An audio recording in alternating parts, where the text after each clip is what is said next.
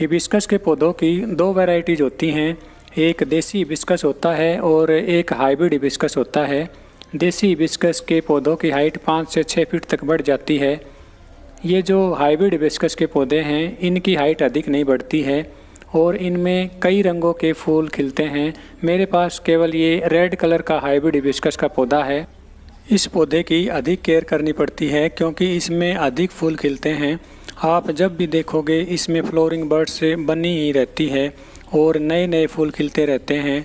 इसके छोटे से पौधे में ही फ्लोरिंग शुरू हो जाती है और पूरे साल भर इसमें फूल खिलते रहते हैं।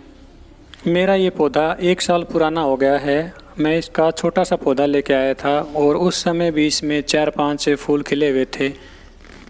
आज की इस वीडियो में मैं इस पौधे से रिलेटेड पूरी जानकारी दूंगा और आपको मैं बताऊंगा कि इस पौधे की कैसे केयर करनी है। यदि आप इसकी थोड़ी सी भी लापरवाही करते हैं तो इस पौधे की ग्रोथ रुक जाएगी और ये पौधा सूख जाता है। हिबिस्कस के पौधों की मेन समस्या ये होती है कि इनमें मिलीबग्स लग जाती हैं जिनके कारण इनकी ग्रोथ नहीं हो पाती। इन पौधों में फ्लावरिंग अधिक होती है इसलिए इनमें अधिक खाद डालनी पड़ती है। यदि हम इसमें खाद नहीं डालेंगे तो इसके पत्ते पीले हो जाएंगे। कई बार इसमें कम पानी से भी इसके पौधे पीले हो जाते हैं और पत्ते सूखने लगते हैं। यदि इस पौधे की मिट्टी में अधिक खाद डाल देते हैं तो भी इसके पत्ते पीले हो जाते हैं। पौधे की ग्रोथ के हिसाब से इसमें पानी डालना है और जितने साइज़ का पौधा है उसी हिसाब से इसमें खाद डालनी है। यदि छोटा पौधा है तो इसमें अधिक खाद ना डालें और यदि बड़ा पौधा हो गया है तो इसमें कम खाद भी ना डालें। यदि आप एक बैलेंस बना के रखोगे तो इस पौधे में अच्छी फ्लोरिंग होगी और इसकी रेगुलर ग्रोथ होती रहेगी। हिबिस्कस के पौधों की जड़ें अधिक गहरी होती हैं। यदि हम इनको छोटे गमले में लगा देते हैं तो ये जल्दी ही रूट बाउंड हो जाएगा। यदि हम इसको ज़मीन में लगाते हैं तो इसकी पौधे की बहुत अच्छी ग्रोथ हो जाती है और एक ये बड़े पेड़ का रूप ले लेता है। इसलिए यदि आपको ये पौधा गमले में लगाना है तो आप इसको एक बड़े साइज़ के गमले में ही लगाइए। मैंने इसको 10 इंची साइज़ के गमले में लगा रखा है। नर्सरी से जब आप इस पौधे को लाते हैं तो जितना हो सके बड़े साइज़ के गमले में ही आप इसको रिपोर्ट कीजिए। वैसे तो हिबिस्कस के पौधों को अधिक सनलाइट की आवश्यकता होती है मगर हाइब्रिड हिबिस्कस के पौधों को अधिक सनलाइट में ना रखें।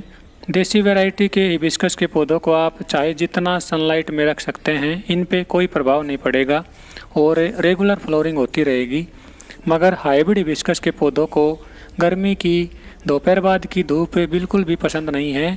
यदि दोपहर बाद की तेज़ धूप और गर्मी में इनको रखा जाएगा तो ये पौधे नहीं बच पाएंगे। हिबिस्कस के पौधों की दोनों वैरायटीज़ की कटिंग बरसात के मौसम में आसानी से लग जाती है। चाहे आप हाइब्रिड हिबिस्कस की कटिंग लगा लीजिए चाहे देसी हिबिस्कस की कटिंग लगा लो, दोनों की कटिंग आसानी से लग जाती हैं। और यदि आप इनकी कटिंग्स को कुछ दिन के लिए पानी में रख देते हैं तो इनमें रूटिंग शुरू हो जाती है। उसके बाद आप इनको लगाइए। इस प्रकार यदि आप इनकी कटिंग लगाते हैं तो 100% रिजल्ट मिल जाता है।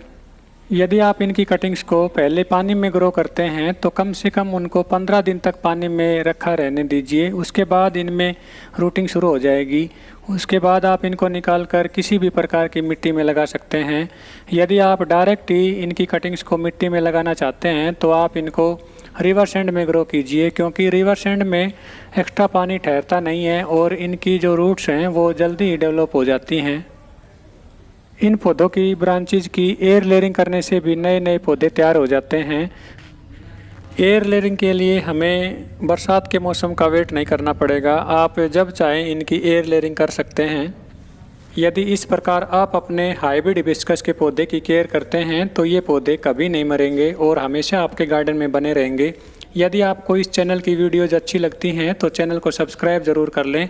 वीडियो में लास्ट तक बने रहने के लिए आप सभी का बहुत बहुत धन्यवाद।